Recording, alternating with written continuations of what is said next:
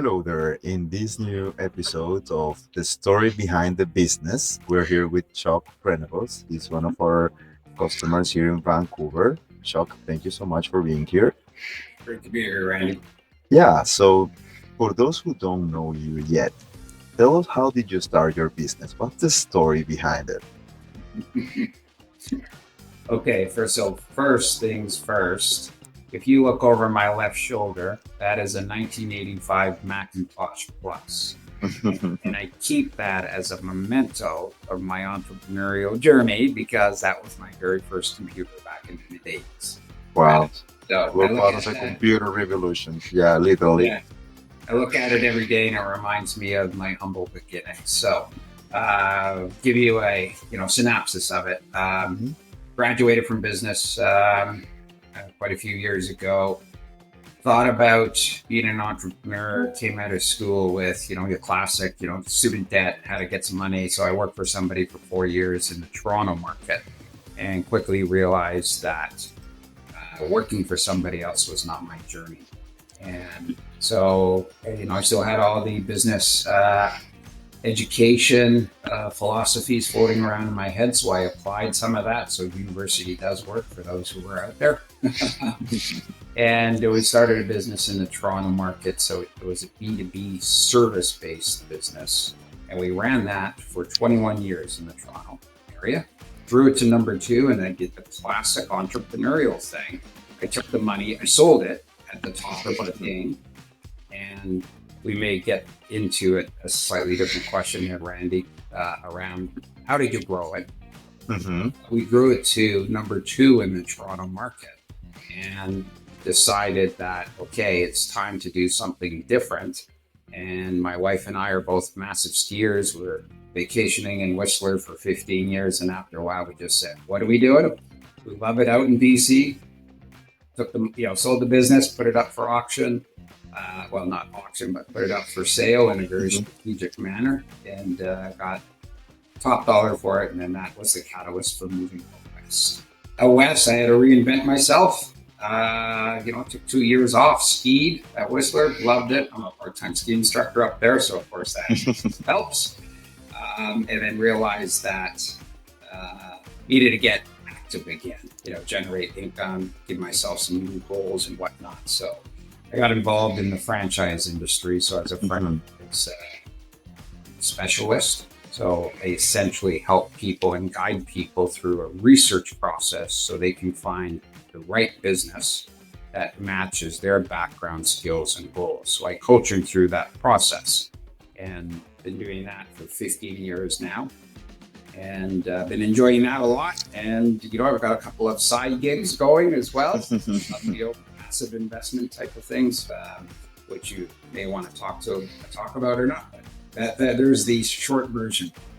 Yeah, I love it. Most people who sold their businesses, they get poor as F, and they start getting new ideas lying on the beach saying, hey, maybe I should get a beach stand, a business, maybe I should get a beach service, and people just get creative because they get bored. So it's so glad to hear that you got creative and you got into business again.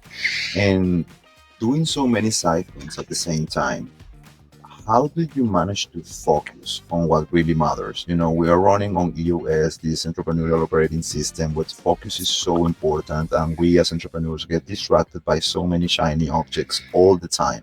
And the most important skill sometimes is just to focus on one thing and be laser focused there. How did you manage to focus on the most important things, the ones that move the needle for your business, when you have so many side gigs and so many other hobbies and passions? And now we know you're a part-time ski instructor too. And how do you accomplish that? That has been one of the biggest challenges that I have faced, but I will go as far as saying most entrepreneurs will face the same challenge. And you're absolutely right. It's focus and being disciplined in that focus. So one of the first things I did, it's a very simple task. My business coach kicked me in the butt and basically said, you have to do this. And I went, why? It's your calendar. And what I did was I took out blocks of time, usually 2 hours at a time, where I will do a specific task on business A. Then block B would be for business B. Block C would be for the third business that I'm involved in. And it was hard. Believe me, it was hard to go through that journey of getting away from pings, dings, and rings. Right? All your notifications and phones ringing. So that's part of the distraction. And what I found was once I disciplined myself to put the cell phone away, not look at the notifications, and sometimes lock the door to my office. It's a home-based office, so it's easy to do.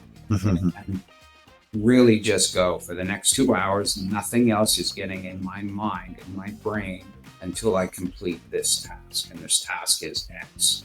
And when I look at how do I be most efficient with my time, and even to this day, I have challenges. It's never going to go away.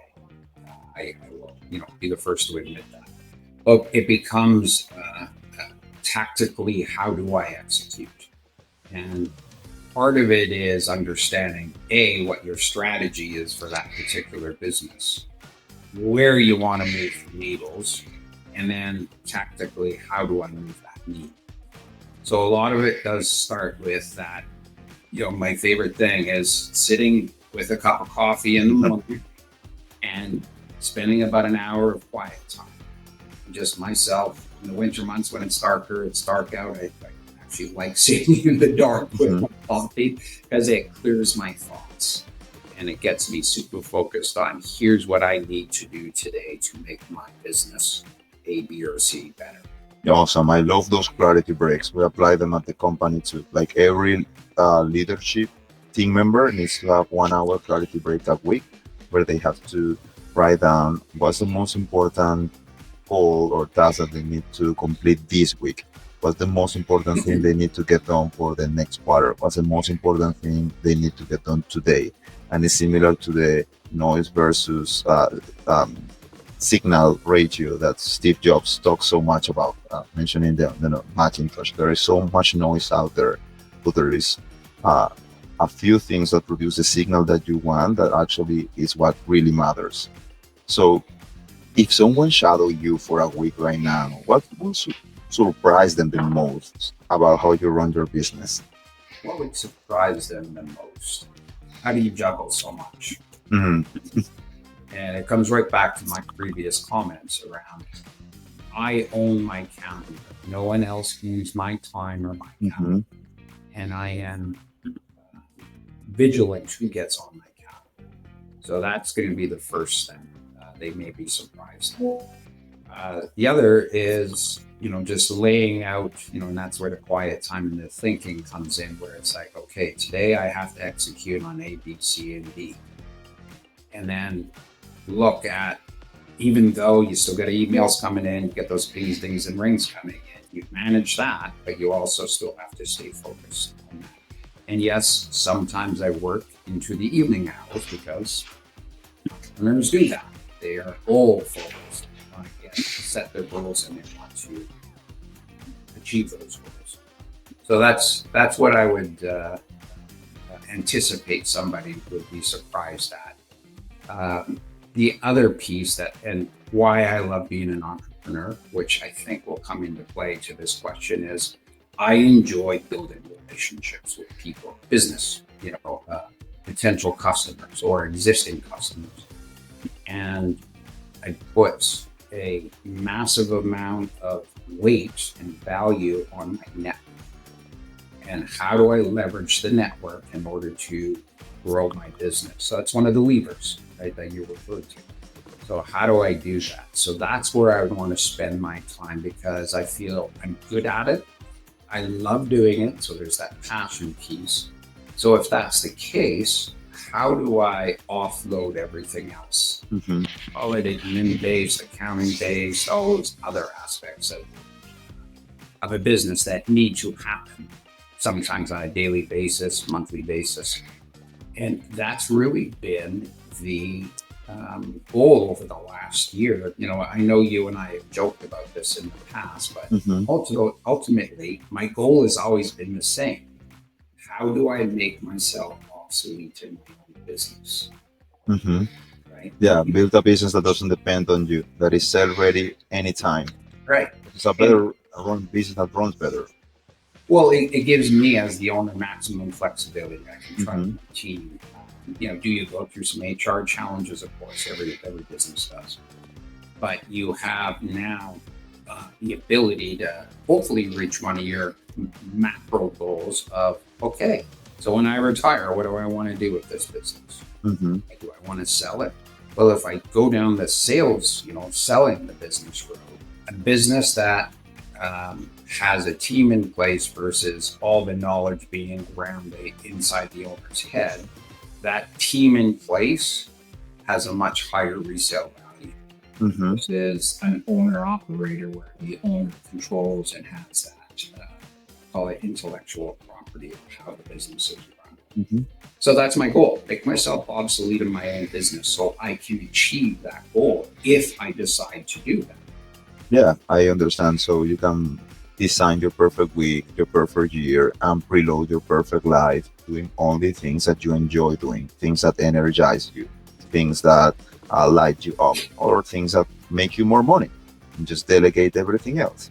So when you were doing this calendar audit, checking out on your calendar where you're spending your time, auditing what you're doing with your time, how much hours, how many hours you're spending on admin work, on bookkeeping, on things that you could delegate to someone else. What was that breaking point that made you realize I can't keep doing this all by myself? I need help. I need to delegate. Simple, 16-hour days for days on end. Mm. Right? Missing dinners with the family. Yeah, yeah, all of that, right? Sacrificing time with family, not getting out and riding a bike or mountain biking, all those outdoor Mhm. activities that I love to do. Yeah, that was it. And I found that those multiple days in a row of 16-hour days, because you had to do it because there was Mhm. nothing else. It's a grind. It grinds you down mentally and emotionally. So Mhm. I had to take it, recognize it first and foremost. But then once I did it, then I reached out and said, okay, how do I change this? And without a shameless plug for your company is you offered me a solution to help me with that. And to this day, I love it because I've gained back somewhere between 5 to 10 hours a week of my time. And that may not sound like a lot to a lot of people, but the way I look at it, put a value on your time. I jokingly say to CRA and the provincial sales tax people, hey, my time's worth $350 an hour. You're asking me to do all these things, Mhm. really are not good value for my time because I would rather be out generating. Mhm. So that is, the 16-hour days was grinding me down. And it does, it grinds it down. I don't care how strong of an entrepreneur you are, it will grind you down.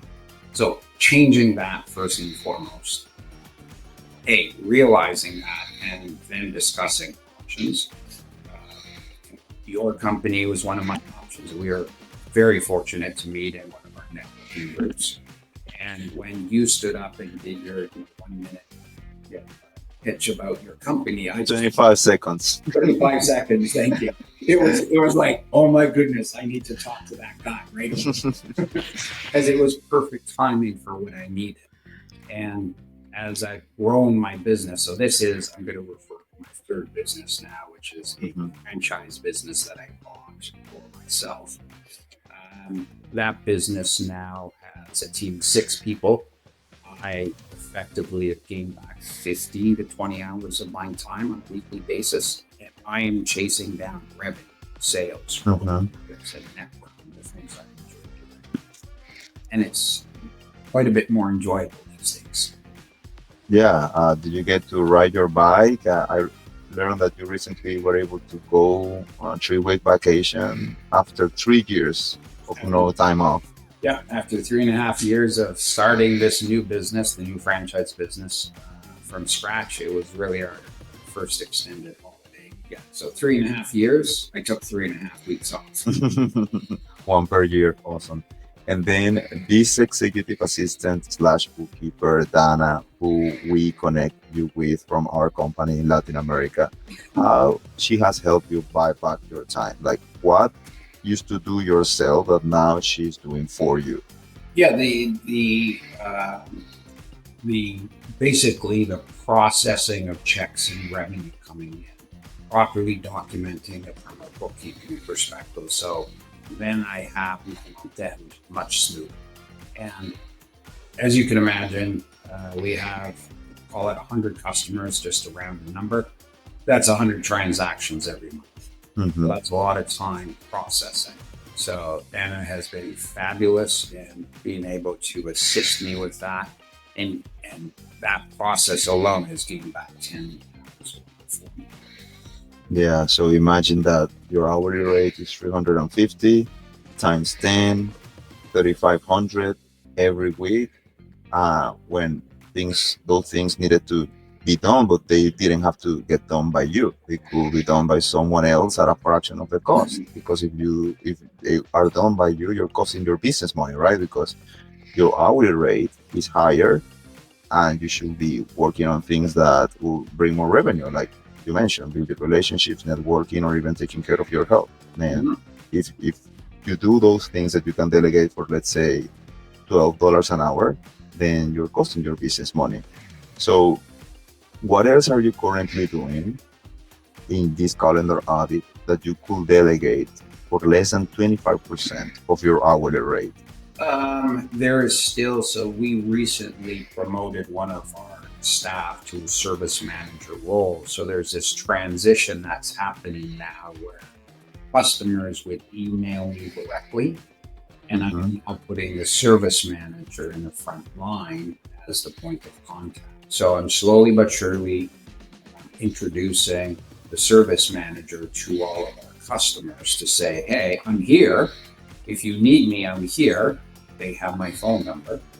But going forward, this person is the person that would be more efficient in responding to me. And that has been very, very helpful. That's probably Hmm. 5 hours a week of not responding to emails that are time consuming. Hmm. They're more at a service manager level than they are at a my level in the sense of where I enjoy producing revenue, chasing revenue sales. Yeah, basic customer service. I get it, completely get it. And now, working with our professionals in Latin America, is it your first time working remotely with someone? Yes, yeah, and I was nervous. I'm not gonna lie. Um, you and I had to have a couple of conversations. Part of any relationship is building trust. Hmm. So when I first heard about your services, it was like, okay, this sounds good, but I Hmm. need to know more. I need to know who is behind this operation.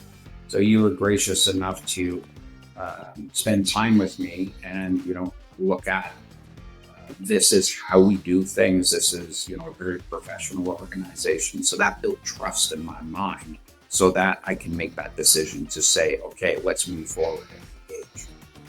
Yeah, especially because it's handling confidential information, very sensitive information, and I remember your questions around it. Like, and I remember you it gave you peace of mind, the idea that we will provide a dedicated work computer so they won't be using their personal laptops, that all the information will be secure and protected, that we had a support team making sure that everything is taken care of, from the IT side of things, from the human resources side of things, from the management side of things. Yeah.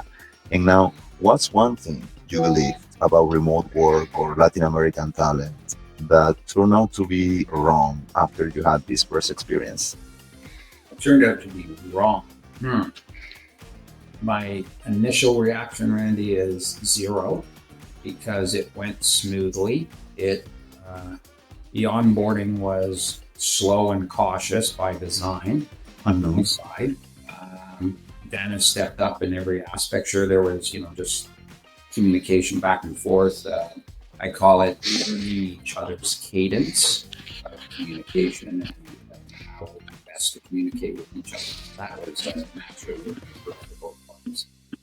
And when I think back of all of the things now, all those processes, since we've been working together for the last 3 months, 3.5 months, I think, there's not a single time where I've had to email Dana and basically say, I'm upset, we need to get on the phone. That has not happened. So I'm very thankful that it has been as smooth as it has been.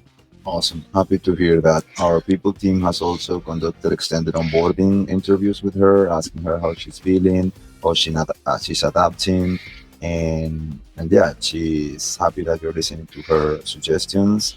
She's happy that she was able to cover for you during your vacation, and that you came back and you congratulated her for doing a good job. You know, people love to feel valued and appreciated, and she pointed that out. So that talks well about your leadership skills, and good job there for you as well. As a business owner is watching this right now and is still stuck in the weeds, and you know, most of our challenges as business owners, especially starting as entrepreneurs, is to let go. We don't want to let go because this precious thing that we built ourselves or that we bought, we think that nobody else will care as we do or will do it as well as we do. What would you tell them now that you have experienced building up a team, even a global team with Dana in Latin America working remotely for you? What would you advise them? Uh, it would be a couple of things. And as an owner of, this is what, my fourth, fifth business, I guess, and of which two of them I have sold, so grown and sold. My advice to any business owner that's stuck in the weeds, first of all, we covered it: own your calendar, own your time, understand what you can delegate and get off your plate, and hire that person out at whatever the hourly rate might look like. There's a realization I had in my first business. I started it when I was 27 years old. I was probably in early 30s by this point. So school of hard knocks, right? Like I said, hey, I went to school for business, but I got my master's degree only after operating my business for 4 years. So the school of hard knocks, in other words, the learning curve. But what I realized with staff, and this may not sound, positive in all aspects, but what I had to come to the realization of is my 80% effort is their 100% effort. And there's no way around it. It's not their business. They're not fully invested the way you are as a business owner. Some of them are there for a paycheck, and that's okay. Some of them want a career, and that's better. But at the end of the day, it's your baby, and you are the one that's going to work a 60-hour day. Most of your staff will not. They will, clock out at whatever time it might look like. So the realization that, and the challenge of, I have to delegate work, but I also have to be prepared. They are going to run as hard and fast as me as the owner, and that was a tough one for me. Yeah, I get it. As the Martel says, 80% done by somebody else is 100% freaking awesome to you because you're not spending your time doing it yourself. And at the same time, with enough reps, they couldn't even do it better than you, right? Because it's their only hat. It's the only hat they're wearing versus the multiple hats that you as a business owner or entrepreneur are wearing at the same time. And now to wrap it up, on the other hand, what's a piece of popular business advice that you've totally ignored during your career and you're glad that you did? What a great question. Ignored, and I guess part of it is, now I'm thinking of the right way to word this. So there are so many new shiny nickels out there that come along, Mhm. and I see a lot of business owners jump on the bandwagon before it's truly vetted, and vetted in the sense that A, it works, B, you can apply it to your own business, and C, there's a track record of some level of success of whatever that product or service looks like. So I would arguably say, and I'll be the first to admit, I'm not the quick adopter. I am a lagger, but I'm still on the quick adopter end of the lagger.